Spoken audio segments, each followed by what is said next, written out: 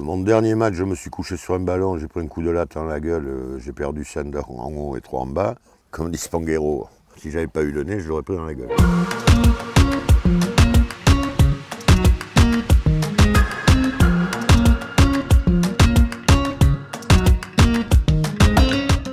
Je crois qu'ouvrir des huîtres comme faire une passe de rugby, il faut que ça soit bien fait. Et si c'est bien fait, c'est beau et donc ça devient une offrande. Et ça devient un cadeau pour tout le monde. Pour celui qui mange l'huître et pour celui qui reçoit le ballon. Donc c'est un peu pareil.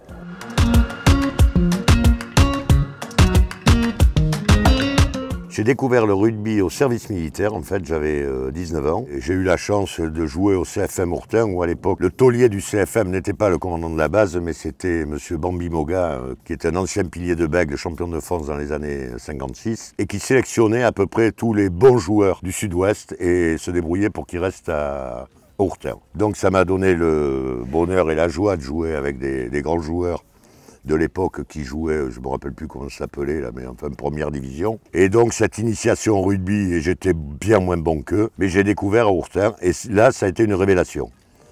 Moi j'avais fait de l'athlétisme, j'avais fait du judo, j'avais fait du karaté, j'avais fait de l'escrime, j'avais fait du basket, j'avais fait du foot. Et le rugby, ça a été une révélation. C'est le sport suprême, c'est l'aboutissement de tous les sports.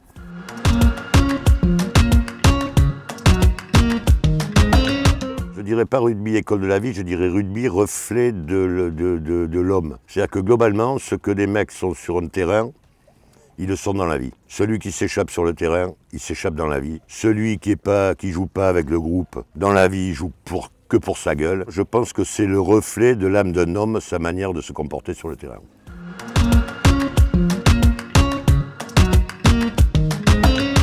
Je crois que oui, il n'y a que le rugby qui fait ça, parce que d'abord au rugby, on ne peut jamais triompher tout seul. Si on met une star quelque part dans plein d'équipes, il peut faire la différence. Au rugby, ça ne suffira pas. C'est-à-dire qu'au rugby, on peut avoir les meilleurs arrières du monde. Si les avants ils vont pas à la mine, s'ils mettent pas la tête dedans et s'ils sortent pas les ballons, et bien derrière, ça ne brillera pas. Et ce sport, pour moi, c'est la quintessence de l'équipe, c'est le rugby, quoi. Il n'y a pas mieux. Il n'y a pas mieux.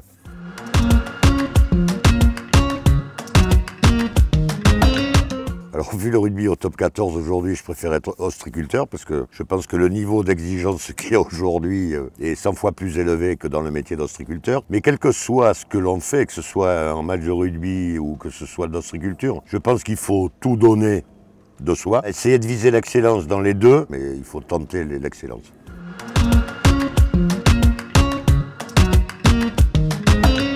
C'est un instant de communion et de motivation où c'est là qu'on se retrouve, donc on sort de notre vie civile et on se retrouve dans le vestiaire et il faut qu'on y aille, il faut qu'on gagne. Et des fois je vois des vestiaires de rugby où je vois les mecs qui sont tout seuls avec leur iPod sur les oreilles et moi ça me casse les couilles, quoi. Voilà, un vestiaire de rugby c'est pas ça, c'est... Ouais, on est ensemble, quoi, on n'est pas en train de yo-yoter, voilà.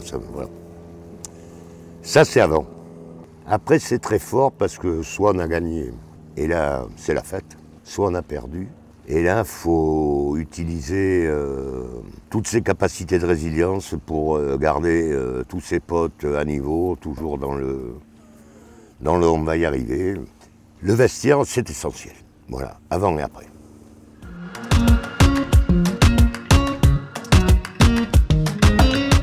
Oui, alors les odeurs, moi c'est surtout, à l'époque c'est l'algipan.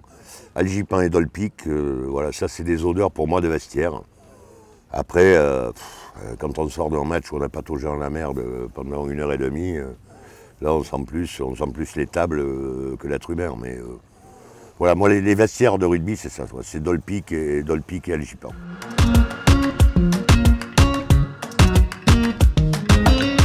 Non, pas le vestiaire, parce que j'y suis pas. En fait, quand je vois des matchs, ça me fout les boules. Ça me fout les boules, c'est-à-dire qu'il y a des matchs où il y a des équipes...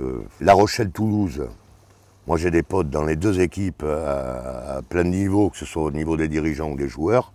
Et ça me fait mal quand j'en vois un qui souffre plus que l'autre, quoi. Et des fois, je m'arrête de regarder, je descends, je vais boire un café, parce que ça me fout les boules.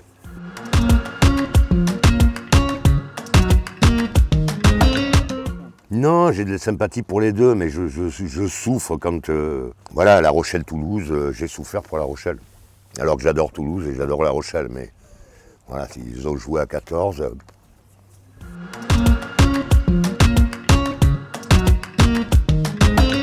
Les deux se complètent très bien et moi j'aime bien voir les deux. Et nous ici on joue au Cap Ferré, donc on avait en permanence l'odeur du vestiaire et l'odeur de l'océan, puisque j'ai eu le bonheur de jouer, je pense, sur le plus beau stade de France, qui était le stade des Dunes. C'est-à-dire qu'il y avait l'océan, la dune que tout le monde connaît de sable, et derrière le stade. Donc moi j'ai joué au paradis.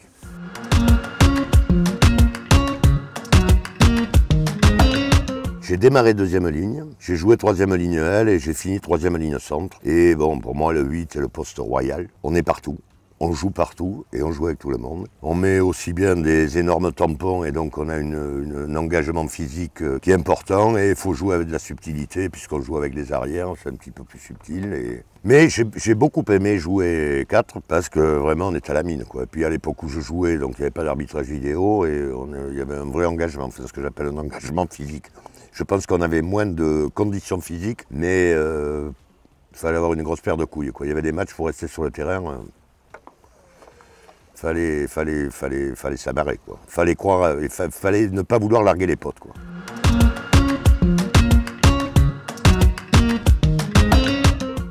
J'en ai badé un paquet, hein. Et puis je continue à en bader, mais ça dépend pourquoi. Tout à l'heure on me parlait, j'ai fait allusion à Fitz Rossignol-Merlot, qui jouait à Brive, qui à mon époque était des terreurs, c'est des légendes vivantes. Après l'équipe de Béziers, pour moi ça a été le sommet, je trouve que Béziers a inventé le rugby moderne. Voilà, ces points de fixation, de jouer devant, de dérouler. Je me rappelle la finale de Béziers-Clermont en 78 de mémoire. Je regarde cette finale avec Jo Soleil qui avait joué à Bègle quand ils ont été champions de France en 69. Et Jean-Claude Jamme qui jouait à Clermont. Et les deux me disent, mais Béziers, c'est une équipe, c'est que des gros mulets, ça joue pas. Et en fait, Béziers avait gagné en marquant en plein d'essai derrière. Ils avaient un mioche à l'époque qui jouait centre de mémoire. Le mec devait faire 1m90 et 100 kg. C'était pas la mode d'avoir des centres, enfin d'avoir des arrières comme ça, quoi. Cette manière de garder le ballon devant, d'avancer, de marcher sur les autres, de fixer et de jouer derrière ce qu'ils avaient fait en finale en 78, eh ben voilà, c'est le rugby d'aujourd'hui.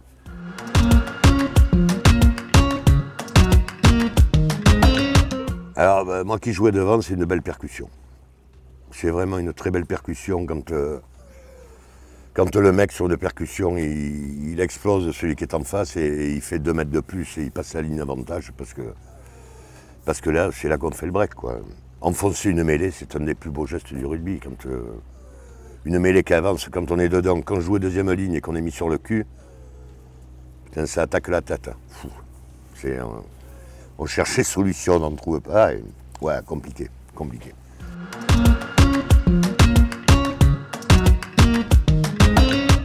Mais quand tu parles de ça, tu vois, je pense à Rafa Ibanez, qui n'avait pas un physique de talon, mais qui a joué par la volonté. Et je crois qu'il a mené de l'exemplarité. C'est-à-dire que quand il jouait, il était toujours dedans. Voilà, je crois que c'est l'exemplarité. C'est pas le fait de briller, c'est d'amener, de faire garder le moral à tout le monde.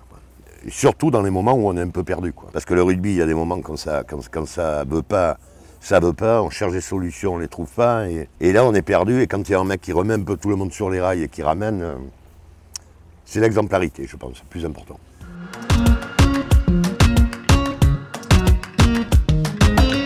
Alors je pense qu'aujourd'hui, les impacts qu'il y a, les bouchons que mettent les mecs sont d'une violence phénoménale et d'une technique parfaite. À l'époque, moi, où je jouais, ben, c'est sûr qu'il valait mieux être bon en boxe ou en karaté qu'en course de fond. Parce que c'est vrai que les marrons, à l'époque, partaient beaucoup et partaient beaucoup de partout. Mais bon, ça faisait partie du jeu, et puis ça faisait partie du jeu à cette époque-là. J'ai toujours souvenir de Cholet contre les Gallois, je crois, ou non, contre l'Écosse, qui fait 2 actions, dont un raffut avec la main ouverte. Certes, il le montre plusieurs fois, mais en 10 minutes, ça fait 2 joueurs de moins en face, quoi.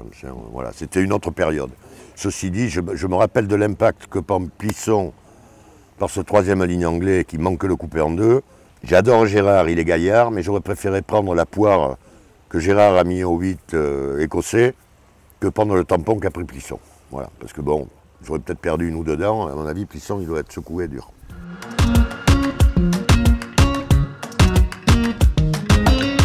Non, sur le terrain, jamais. Ça manque d'humilité de dire j'ai pas eu peur. Faut demander à ceux qui jouent avec moi s'il y a des moments où ils m'ont vu m'échapper, mais je crois pas. Et je pense qu'on n'a pas peur sur le terrain parce que quand on y est, on a l'adrénaline qui prend. Et puis même s'il y a beaucoup de dangers et qu'on est avec des gens rudes, c'est-à-dire qu'avant le match, on sait que ça va être rude. Où là, on peut avoir une appréhension, une espèce d'un peu d'inhibition parce qu'on va rencontrer des gens extrêmement rudes, encore à l'époque où les marrons partaient largement. Mais une fois qu'on y est, on y est. Et puis si on prend un marron et qu'il ne nous dézingue pas totalement, ça fout les boules, donc on repart après. Je pense qu'on repart encore plus méchant après, quoi.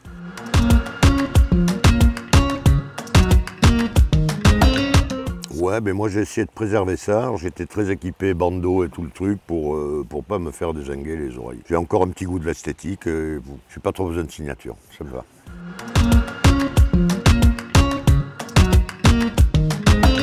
Alors je pense que les arrières, ben là je pense à Denis Charvet, qui est un bon copain et que j'adore. Mais je pense que les arrières, en fait, ils ont le complexe, ils auraient tous aimé avant, aimé jouer avant, mais bon.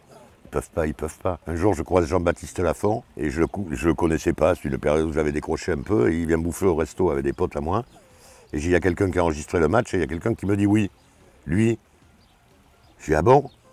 Et il avait des brins un peu partout. Et je lui dis mais tu jouais? Ben, il me dit ouais. Et je lui dis comment tu t'appelles? Il me dit Jean-Baptiste Lafont. Je lui dis tu dois jouer derrière parce que je te connais pas. Donc voilà. Non, mais les arrières, bien sûr que c'est... Ils ont le job, ils sont plein champ. Nous, on est toujours au milieu de la merde dans le groupe. Alors, à part Jean-Pierre Rive, qu'on voyait éclatant avec son casque blond, mais les autres, c'est plutôt rugueux pour nous. Mais encore une fois, le rugby, les avants ne peuvent pas triompher sans les arrières et les arrières ne peuvent pas briller sans les avants. Même s'ils ont le QI inscrit dans le dos, mais on a enlevé un 0 parce qu'il n'y avait pas assez de place sur le maillot. En fait, c'est des QI de 80.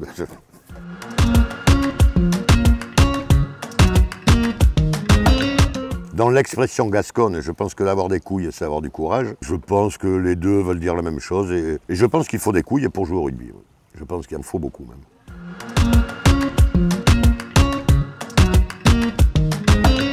Je sautais haut, donc quand on touche, je chopais beaucoup de ballons. Je courais moyennement vite, j'avais un physique, je devais faire une centaine de kilos, donc j'avais un physique qui était impactant. Je ne sais pas si j'étais un grand joueur à la main, je sais pas, ça vraiment je suis incapable de dire. Je jouais avec beaucoup de ferveur et beaucoup d'envie, mais parfois ça ne suffit pas. Et l'appréciation de sa qualité de jeu, moi je serais bien emmerdé pour en parler, quoi. Voilà, je pense qu'il faut demander aux autres, pas à moi.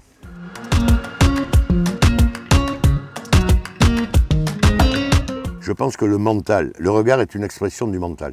Et je pense que le mental, dans le rugby et dans la vie, c'est la base. J'ai une fille qui fait du cheval et je lui ai dit, mais vraiment, l'autre jour, elle rentre, elle me dit, ah, ça s'est mal passé, elle était tendue. Mais j'ai dit, putain, mais conditionne-toi positif, quoi. On rentre pour gagner. Bien sûr que si on joue une équipe où on sait qu'on va prendre une branlée parce que... Mais il faut rentrer hyper motivé, il faut rentrer pour gagner. Je pense que le mental, c'est 40% de la réussite d'une équipe et d'un joueur, quoi. Si un mec il n'a pas le mental, il peut avoir un super physique, il ne gagnera pas, quoi. Je pense que les niveaux techniques et les niveaux physiques sont au top. Et je pense qu'une des grosses différences, c'est le mental. Et que des mecs comme Urios sont des animateurs de mental. Le mental va sublimer une équipe. Mais c'est le mental, c'est ce qui fait la différence.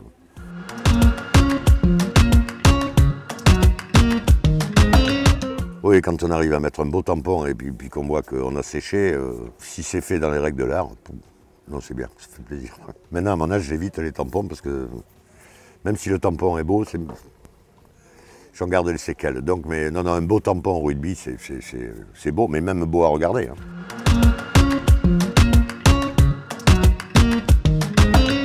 On essaye de s'en remettre physiquement. Alors, je dois avouer qu'on essaye de le rendre. On essaye de trouver le moment pour le servir, comme on dit.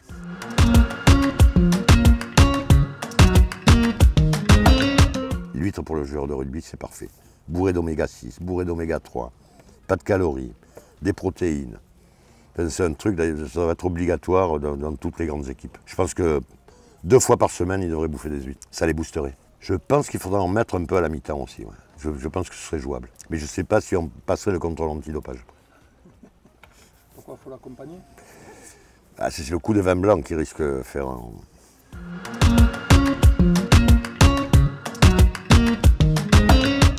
Oui, faire du cinéma, pour moi, c'est interdit au rugby. Je pense que le rugby, c'est le reflet de l'âme. Le mec qui joue sur un terrain, qui joue sans jouer, qui fait le mignon pour briller, il est vite démasqué, et je pense qu'il est pareil dans la vie. Donc non, pas de cinéma au rugby, non. De toute manière, si on fait du cinéma, on perd, je pense. Mais par contre, le cinéma, un gros parallèle avec le rugby, parce que tourner un film, c'est travailler avec une équipe, c'est exactement comme une équipe de rugby. Il y a le réal qui est le capitaine de l'équipe, et puis derrière, il y a toutes les structures, c'est très pyramidal, et c'est très...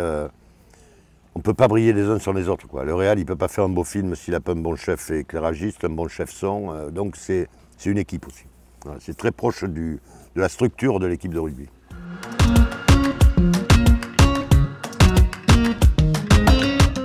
Avec Guillaume Canet pourrait jouer demi de mêlée. Ça serait un excellent demi de mêlée. Ça serait un mélange de Fourou, Galtier, de Dupont. Un mélange de ces trois-là, parce qu'il a la gagne, il lâche rien. C'est vraiment, ça serait un grand demi de mêlée. Après les autres, le problème des acteurs, il n'y en a pas beaucoup de très grands et très costauds. Il y a Jean Dujardin, qui aurait fait un bon troisième ligne. Après, bon, il n'y aurait qu'une équipe d'arrière, quoi, dans le cinéma. Ce serait du rugby à 7, peut-être.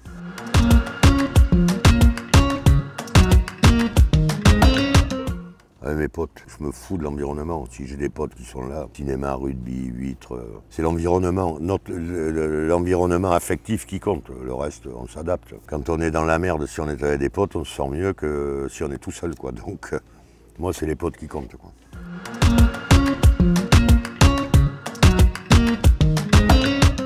Ouais, je pense le goût de la perfection, le mental, l'engagement. Voilà, mental, engagement, goût de la perfection, générosité, altruisme, envie de servir, esprit d'équipe. L'esprit d'équipe, c'est vraiment, c'est essentiel, quoi. Je crois que tout avance comme ça, les entreprises, les associations. Si on n'a pas envie de se donner pour un bien commun, voilà, on ne va pas très loin. Et on participe très peu, donc vaut mieux rester chez soi.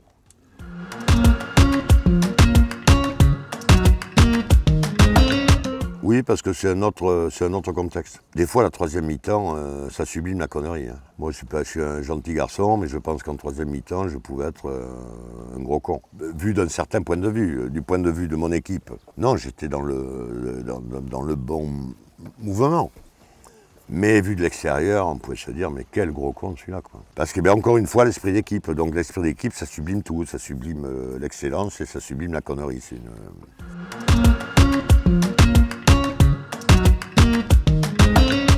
J'aimais bien la mi-temps parce que ça permettait de refoutre les idées en place, de remettre les troupes en ordre de bataille si on avait un peu perdu le truc. Et les avant-matchs, c'est même pas l'avant-match, quoi. Nous, nous à l'époque, on s'entraînait le jeudi, donc c'est la préparation stratégique, enfin de stratégie. C'est la préparation stratégique, quoi. À la deuxième mêlée, je sèche le talon ou le pilier, ça dépendra de celui que j'attrape. Voilà, c'était de la stratégie moyenne.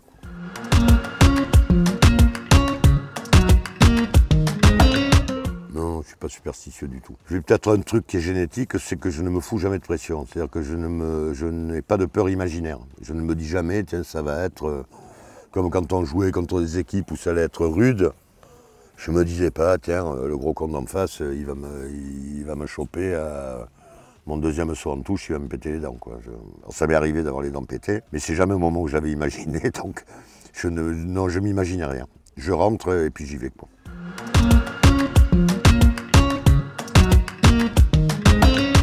Non, je regrette pas. Mon dernier match, je me suis couché sur un ballon, j'ai pris un coup de latte dans la gueule, j'ai perdu 5 en haut et 3 en bas. Bon, je pourrais regretter de m'être couché, mais en fait, je regrette pas. Je me suis couché parce qu'il fallait se coucher, quoi. Voilà, donc, bon. Après, le coup de pied est parti. Comme dit Spanghero, je l'ai pris dans la gueule. Voilà. Si j'avais pas eu le nez, je l'aurais pris dans la gueule, quoi. Mais bon, voilà. Mais c'est pas un regret. J'ai toujours mal aux dents, mais je ne regrette pas. J'y pense souvent, mais je ne regrette pas.